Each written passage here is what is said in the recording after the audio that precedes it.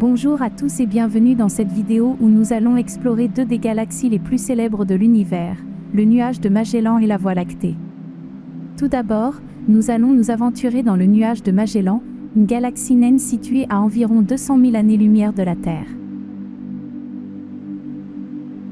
Le nuage de Magellan est composé de deux galaxies distinctes, le grand nuage de Magellan et le petit nuage de Magellan, et est visible depuis l'hémisphère sud de la Terre.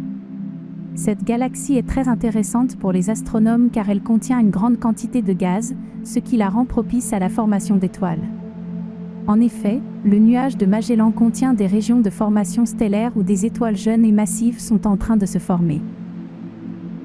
Merci de nous rejoindre pour cette aventure spatiale fascinante, où nous allons explorer le vaste univers et découvrir les secrets de certaines des galaxies les plus célèbres qui existent.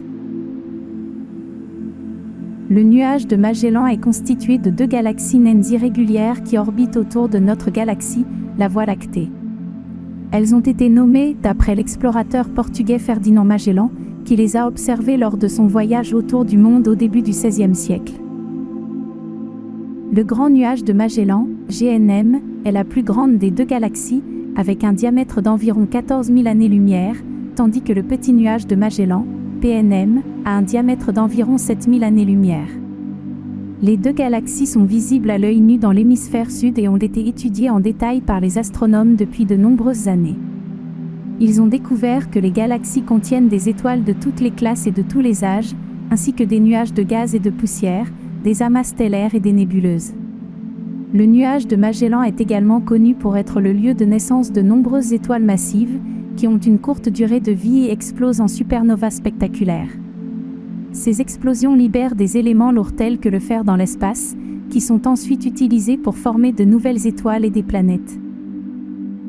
Les galaxies naines du Toucan comprennent deux galaxies distinctes, le grand nuage du Toucan et le petit nuage du Toucan. Elles sont situées dans la constellation du Toucan, dans l'hémisphère sud de la Voie lactée. Les galaxies naines du Toucan sont des satellites de notre propre galaxie, la Voie lactée, et sont donc d'un grand intérêt pour les astronomes.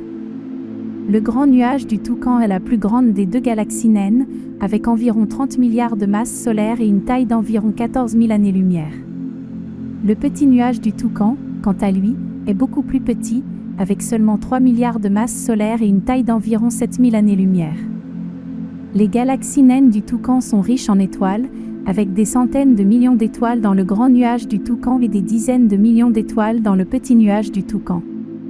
Les étoiles dans ces galaxies ont une grande variété de masses, de tailles et de couleurs, ce qui en fait un sujet d'étude fascinant pour les astronomes. Les galaxies naines du Toucan sont également riches en gaz et en poussière, qui peuvent être vues sous forme de nuages lumineux dans le ciel nocturne. En résumé, le nuage de Magellan est un objet fascinant et riche en astronomie, qui offre une fenêtre sur la formation et l'évolution des galaxies naines irrégulières et sur la vie et la mort des étoiles massives. Nous allons désormais explorer notre galaxie, la Voie lactée. La Voie lactée est une galaxie en spirale située dans le groupe local, un groupe de galaxies qui comprend également les galaxies naines du Toucan et la galaxie d'Andromède, entre autres. Elle contient environ 100 milliards d'étoiles et a une taille d'environ 100 000 années-lumière. Le Soleil est situé à environ 26 000 années-lumière du centre de la Voie lactée et orbite autour du centre de la galaxie à une vitesse d'environ 220 km par seconde. La galaxie est composée d'un disque plat de gaz et d'étoiles, avec un noyau dense et une couronne étendue de gaz chaud. La Voie lactée abrite plusieurs structures distinctes, notamment un bulbe central, une barre de forme rectangulaire, des bras spiraux et des régions de formation d'étoiles.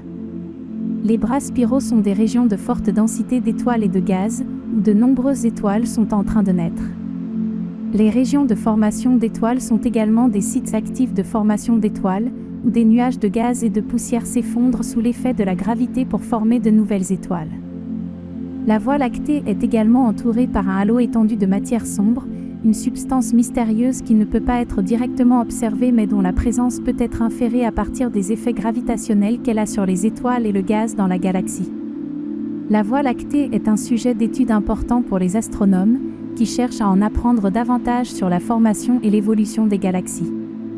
Les observations de la Voie lactée peuvent également nous aider à comprendre l'histoire de notre propre système solaire et de la vie sur Terre.